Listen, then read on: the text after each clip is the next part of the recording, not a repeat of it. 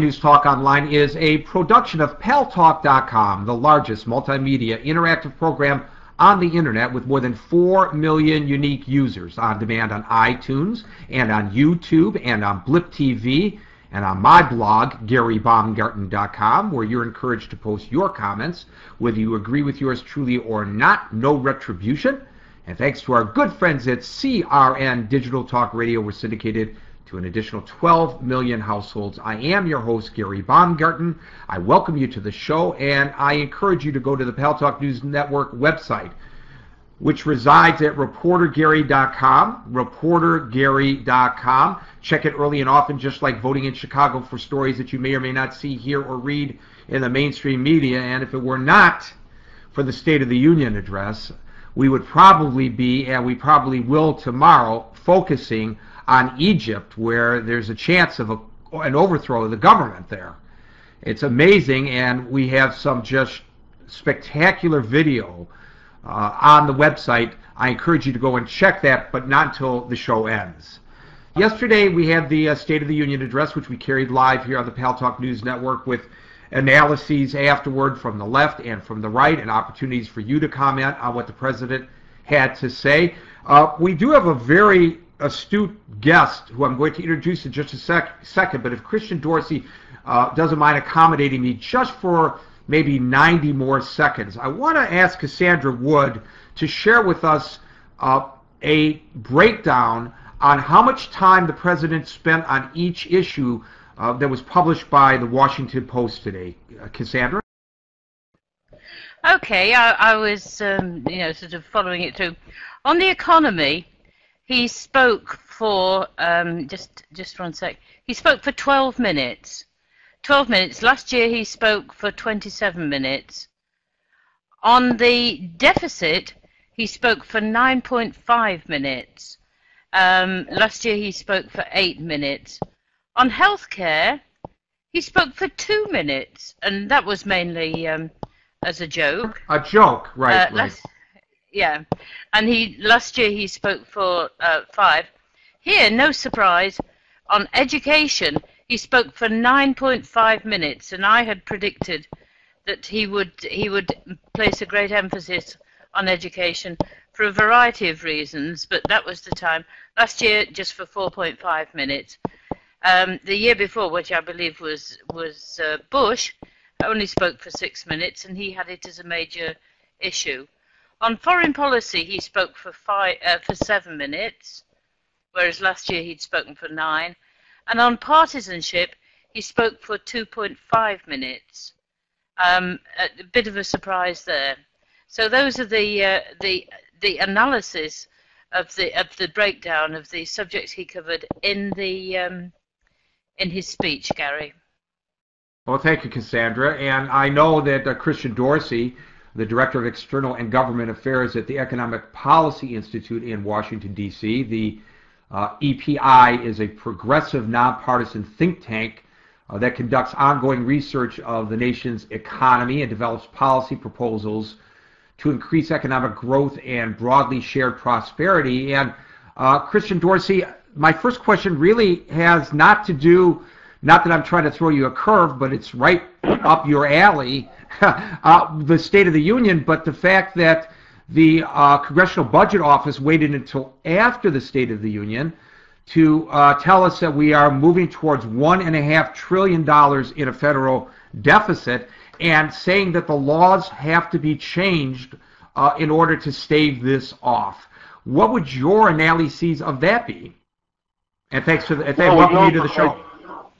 Yeah, thank you, Gary. Pleasure to be on. And the analyses of the upcoming debt limit is something that's not been a surprise. We know that this time of reckoning was going to be upon us in the early part of the spring. The question is exactly when, and for reasons that we don't need to get into, there is no exact date certain, but rest assured, at some point, Congress is going to have to authorize that the United States borrow more than a little bit more than $14 trillion than we are legally allowed to borrow today. That's going to have to happen unless we were to completely blow up our federal budget and not really spend money on anything. which would seem to be palatable to some people in Congress, actually, to just shut down the government for a while and let everything reset. That wouldn't be so good for the economy, though, would it? Well, it would be terrible for the economy, and it also would be terrible for ordinary Americans. You know, it's easy to talk about budget cuts as this, very benign clinical thing, but really what it means is, are you going to shut down the FAA and have no air traffic controllers? So that means, you can't travel via air. That means that you can't have any commercial activity in the many states that rely on convention visitors. Does that mean that we're no longer going to be able to provide for our national defense? Does this mean that we're going to, all of a sudden, all of the people who are doing business with the federal government and who rely on that money to pay their workers, we're going to renege on those obligations? You know, the whole idea that we would shut down, the government is a great soundbite, but in actuality, this would destroy not just industry, Gary, it would destroy lives.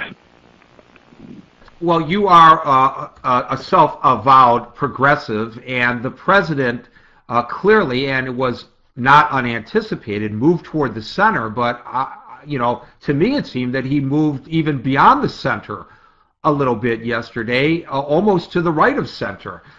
This may be good politically because it might position himself for a successful re-election, but I can't imagine that much of what he said resonated well with you. Well, it's certainly true. As I was commenting in numerous outlets and analyses last night, about 75% of the President's State of the Union, if you didn't know that Barack Obama was the one delivering the speech, it could have been any of a number of our former presidents of either party. It was certainly a very general, non-specific speech built on a lot of platitudes that each party uses to describe their own agendas and aims, and it was very much an attempt to, I guess, capture what he feels is, some of the advantage that Republicans enjoy in terms of, thinking among the public. But, I thought it was really deficient in terms of outlining a specific agenda that's going to move the country past its very immediate problems. The chief among them, for me, is the incredibly high rate of unemployment and the lack of a plan to add the jobs to the economy to significantly improve our economic outlook. So what is the answer to that, Christian Dorsey? How do we start creating jobs? I mean, we carried, and I watched very carefully the Republican response, which pretty much put me to sleep. But Michelle Bachmann, the Tea Party response, it was interesting. She pointed out that the unemployment rate in the United States is 9.4%, and I would have expected her to have said, and I would have actually applauded her had she, that's just the reported unemployment rate. The actual unemployment rate is much higher than that. What are we going to do to put our fellow Americans back to work? I'm going to start. I'm certainly going to answer that question, but I'm going to start by telling you what we can't do. And the answer is not to go back to the rising deficit, low regulation times of the early 2000s, which is what it seems the Republican Party would like to do. They'd simply like to, not only continue, but to find new tax cuts that we can deliver to higher income folks and to high income businesses. They'd like to further deregulate various industries, and they'd like to, as they say, get the government out of the market, and therefore that's going to lead to job growth. Well, those are pretty much the conditions and set of rules that we were living by during the 2000s, where we had an entire business cycle of economic activity where we lost jobs, something that was historically unprecedented. So the way forward is not what we did in the past. What we have to do, no matter what way you look at it, is to have the federal government, stimulate what we call in economics demand, the need to buy goods and services, and that's going to come by investing in things like infrastructure, which is sorely needed in this country. Many people want to look at the Depression-era programs like the WPA as a model. Certainly that provides a framework, but we adapt it for our modern circumstances, take care of some of our critical needs, and put people back to work so that when the private sector has sufficiently recovered, we don't have people who've been out of the labor market for years and years with diminished skills and little prospects. You know, I am going to suggest something here that I suspect you may agree with. Not all in my audience will. Christian Dorsey from the Economic Policy Institute in Washington, D.C., that it has to be new jobs that are created. And here is why I suggest this. Businesses who may be recovering already have learned that they can get by with fewer employees. They've laid people off. I don't think they're going to hire people back because they have figured out a way to do it with fewer people overworking them. They're not demanding better working conditions because they fear the alternative, the unemployment line. So the only way we're going to get people back to work is to create new jobs, not old jobs. Would you agree with that? Well, Gary, it's a very astute observation. I mean, certainly, you know, what as time moves forward, you know, employees find ways to become more productive. You find a way to, you know, produce a level of output by requiring less inputs, and certainly that's happened during this recession. We've gotten more productive, so employers are able to do more with less, so to speak. So if things just stay the same, if we're just dealing with the same industries and the same level of demand, those jobs are not going to come back. That is absolutely correct. You've got to create new demand opportunities in order to get new jobs. So that's going to come from doing things a little bit differently. And it means investing in things differently and recognizing, and this is where, you know, the partisanship saddens me. You know, if you look objectively and don't ascribe progressive or conservative to it, you know, businesses are not in the business of taking incredible risks that are going to jeopardize their short-term profits. That's where government has historically played a role in supplying the seed, laying the groundwork to incubate businesses and incubating that demand that carries the economy forward.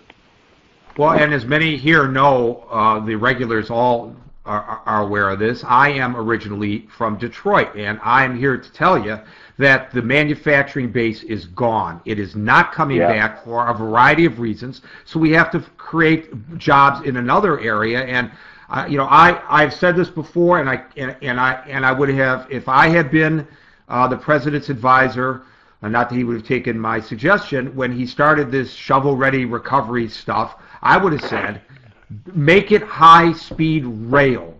Do what Eisenhower did with the interstate highways. Sure. Let's put high-speed rail, reduces our dependency on foreign fuels, makes us more secure, and creates jobs in every nook and cranny of this country. Is greener transportation provides the way to more efficiently and over time more cost-effectively move goods, services, and people across the United States. It creates a vibrant, new emerging sector that multiplies the amount of economic activity out there. So the investment more than pays for itself over time. It's, you know, some people sometimes think that we throw around things like investment in rail and transit because it's new. It's not because it's new. It's because it actually moves the country forward in a competitive way. And if we don't do that through government investment, my question is, who's going to do it? And I'm hopeful. I'm hopeful if you and I are correct, and the president is correct in this strategy, I am hoping that the Republican Party sees that he is correct as well, and they put partisanship aside and put the country first, as they promised to do during their convention. The guest is Christian Dorsey, D-O-R-S-E-Y. He is the Director of External and Government Affairs at the Economic Policy Institute in Washington, D.C.